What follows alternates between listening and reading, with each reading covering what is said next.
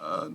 Been a good little battle. You know, I know he's a young player, but he's showing some upside. So, I mean, I'm of course always trying to work my craft, and hopefully it's helping him become better as a player too. So, I mean, we're just trying to push each other to become, you know, the best football players we can be.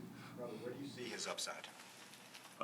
Athleticism, you know, and I mean that's just one by itself. You can't really coach that. So I mean to have that athletic ability, and he's, you know, a young, you know, rookie. So I mean there's only can go up from here. As long, you know, take his coaching points and, you know, use his God-gifted talents also, and somehow mix them together. And, you know, I think he, like I said, there's a lot of upside to that. Does his length leave an impression on you at all? Just the size of his arms and the way he's got to reach? That's all left tackles. They're usually the tall, lanky guys. I won't say lanky, but you know the taller guys. So not really surprising to me. Do you ever coach him up? Do you ever say, you know, if you get past him, hey, do this, or hey, have you thought of doing that? Do you ever? Nope, it ain't my job. I played D-line, so now it ain't my job to do that. Is there any particular area in which you've noticed him grow? It was like, ooh, I was able to beat him that way, but you know, maybe he improved in some area. I just mean in all, I think just becoming more confident in himself. I mean, just from what I see, I think that's, you can see the confidence in himself. So, I mean, I guess that's really the best way to put it. Robert, would you like to see the Roquan Smith situation settled so you guys can just move forward, whether it's that they're going to trade him or sign him or whatever, but just to move forward on this? Yeah, I would love to. I mean, I'd love to have him in his building, but, you know, it's a business, and, well, I'm not his agent or him, so that's, you know, out of my control too. So, but I would definitely love to see him stay in this building. But, I mean, I understand the business side too, so. Either way, though, the tension of nothing happening, of him being here but not really being here and wanting out but he's still here, I mean, does that need to be settled soon for you guys to have closure and move forward as a team? Well, we're out there practicing, you know, regardless, you know, I know he's in the building, like you said, but we're still out there practicing. We don't know what's going to happen, but we still have to prepare ourselves to, you know, to get ready to play football for this upcoming season. You know, that's between him and the upstairs to figure out, but, you know, Nick and the guys who are out there calling the plays, we still got to all prepare.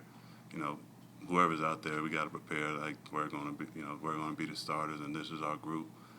Again, we'd love to have Roquan and the situation settled, but, you know, that's above my pay grade. Robert, at this point in your career, what do you get out of preseason games, if anything?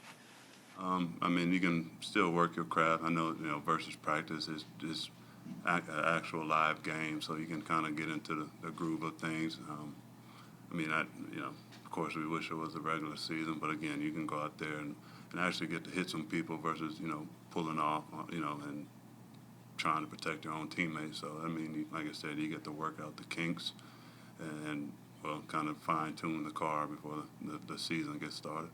Robert, I recognize that you as a teammate want to respect something like Roquan's, the business side of it, but as somebody who's, you know, teammate, friend, and like that, do you want to reach out to him? Do you express kind of, you know, supporting him, or how do you approach that in your case here? I mean, long story short, again, like you just said, it's a business. You know, if one side don't want to pay, I mean, it's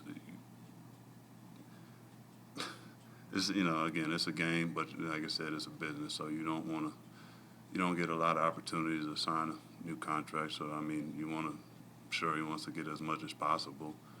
Respectfully, I think he deserves it too. But I mean, again, it's a business, so one side don't want to pay him, and he wants to get paid. So again, that's for him and his upstairs and his agents or whoever to settle. You know, I'm under contract, so you know, that's again that I can't do nothing about it. I don't think he has an agent If you're looking.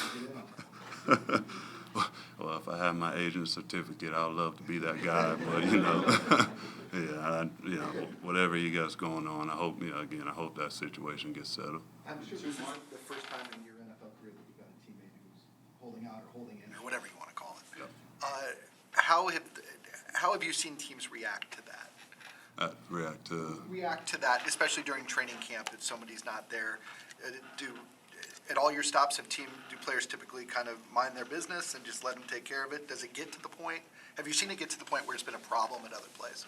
No, not really. I mean, I know when I was with the Rams, you know, AD Aaron did it, and you know, it can't be a distraction. But you know, it all got figured out, and you know, he got what he deserved, and got what he deserved again. So I mean, you know, I mean, you know, again, it's an opportunity to take care of your family and all that good stuff. So you don't want to sell yourself short, you know, because not a lot of people get to sign new contracts, and if you're one of the best at your positions, you want to make sure you sign a well worth compensated contract. But again, I'm not GM, I'm not Roquan, I'm not the owner. I'm just, you know, I got my 2 cents, and I'm sure no one cares about them anyway. So.